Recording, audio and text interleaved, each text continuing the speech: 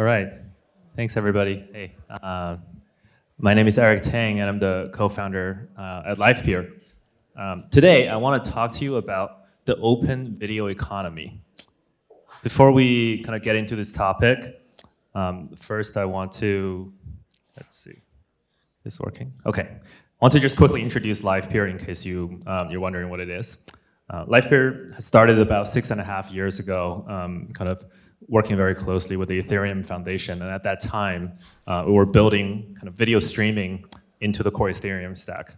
And over time, Ethereum decided to kind of focus on the smart contract layer, and Livepeer spun out and continued to work on this mission of creating the world's open video infrastructure. So, what does that mean? It's a decentralized network, consists of tens of thousands of computers around the world doing video processing and video streaming work for application developers to use to build Web3 centric or any kind of video streaming application. Now it's not only because it's decentralized that it's interesting. It also has a number of pretty interesting properties that I'll quickly go over. But before we get there, I think it's important to point out that the reason we've been working so hard on this project for the last 6.5 years is because we think this is actually a really crucial and important mission, not only for Web3 and for the community, but also just for the internet as a whole and for the future of humanity. Why is that? Well, today, 80% of all the internet's traffic is video content, right? We really can't make our way, around the internet on a daily basis without touching some kind of video. It is hugely impactful in the way that society works, right?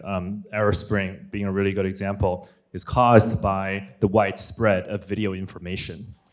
You have one person like Solomon Khan who's able to teach hundreds of millions of students from all around the world using the power of video streaming. We use video to do human coordination, right? Business communication, whether it's town halls or Zoom calls or employee training or onboarding or industrial use cases like surveillance, security, inspection. And also creating actual consumer-based value on the internet, right? We use video as a tool all the time. Anything from kind of watching Netflix shows or YouTube videos to kind of e-commerce and whether it's live streaming or kind of video on demand based transactions when we're actually purchasing things, right? So, that's why it's important for us to build this. And the other reason is because if you actually look at how video is kind of distributed or served today on the internet, you actually realize we're at a pretty bad shape. Like it's highly centralized. Most of the video gets distributed by a handful of large corporations around the world, and I would argue that that's a pretty high risk for all society in general, where such a foundational tool that can significantly impact society is, in the hands of, only a few boardrooms, right? So that's that's kind of the mission of why it's important to decentralize video streaming.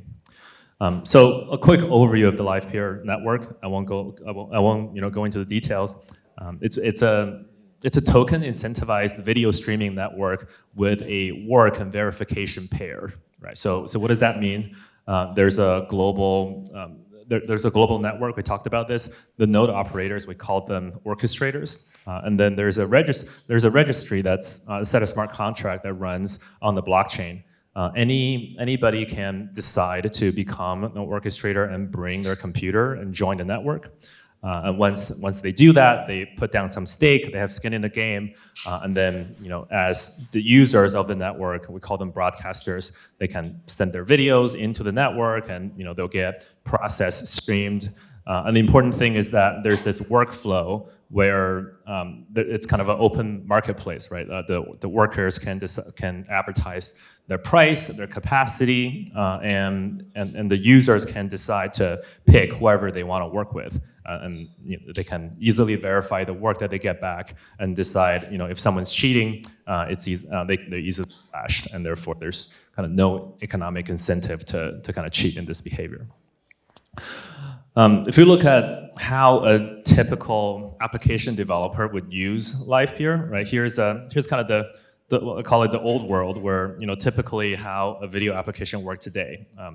Again, too many components, won't go into the detail, but the important thing is that all of those red blocks are running in some kind of data center or some kind of centralized cloud service, right? And the whole goal of kind of decentralizing this is moving everything to a decentralized infrastructure where we have the blockchain kind of as the user account system and core business logic, and we have decentralized query, right? We have decentralized CDN, decentralized storage, decentralized video transcoding and video processing, and all of this is already built and running and working.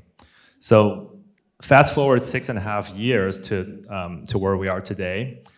There's about tens of thousands of GPUs around the world running on the Livepeer network, about 2.5 to 3 million minutes of video that gets uploaded on a weekly basis. And all the applications combined, very rough back on the envelope calculation, about 500,000 to 1 million users, right, touching videos that are streamed using Livepeer. So pretty good start, right? But what are all the applications that are using Livepeer for? Here are some examples. Lens, you guys probably have heard of Lens. It's a decentralized social graph protocol, right? They run on Polygon. You can create social posts, you can follow each other, you can do likes and things like that.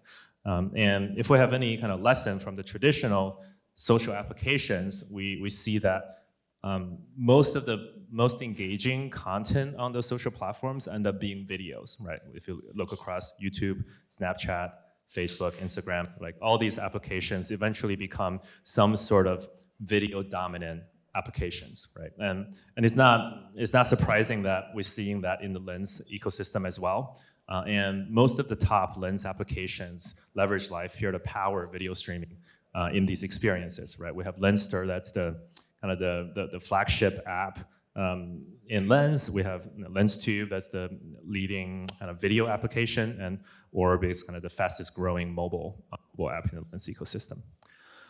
Another example, this is called, it's an NFT project called Stoner Cats. It's created by some Hollywood influencers and celebrities like Ashton Kutcher and Mila Kunis and Snoop Dogg.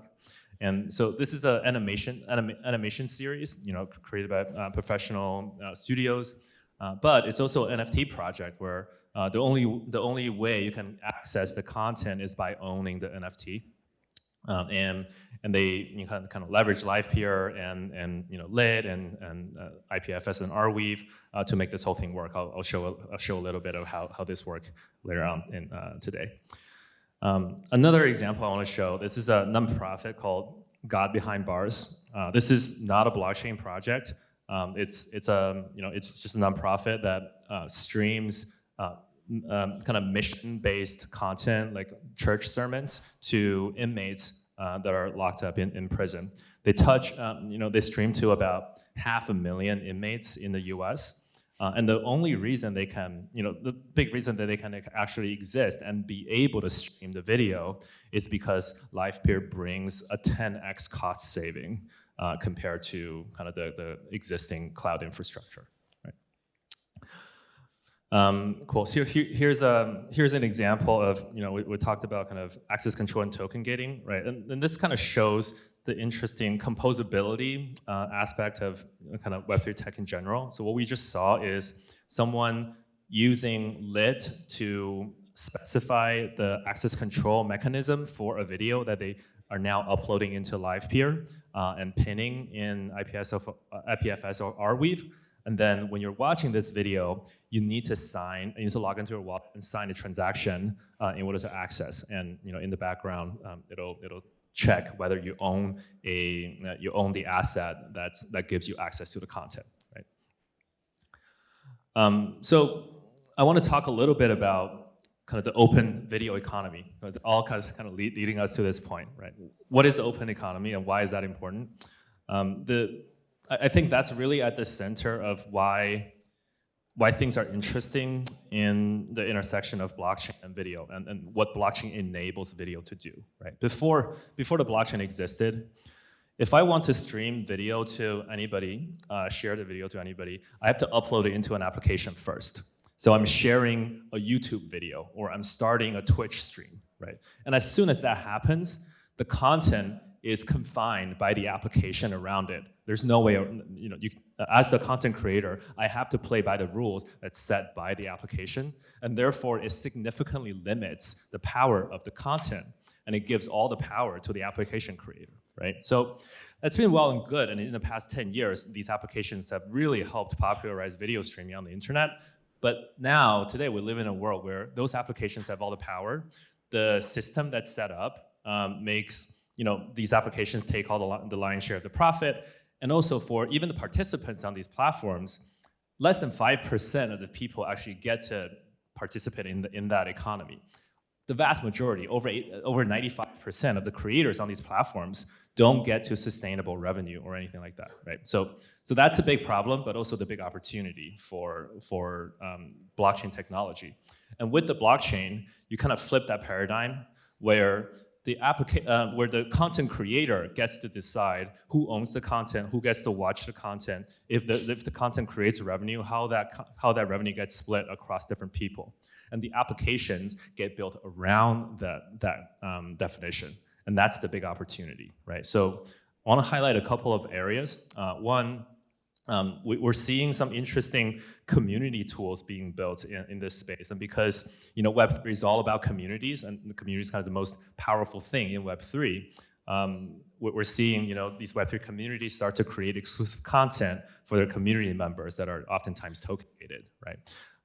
Community are using governance mechanisms to actually curate content to do brand building. So, because a lot of these communities, Web3 community, at the end of the day, their brand is kind of the most important thing. And that leads to the way that they recruit new members, the way that they onboard new members into their community, all through video streaming.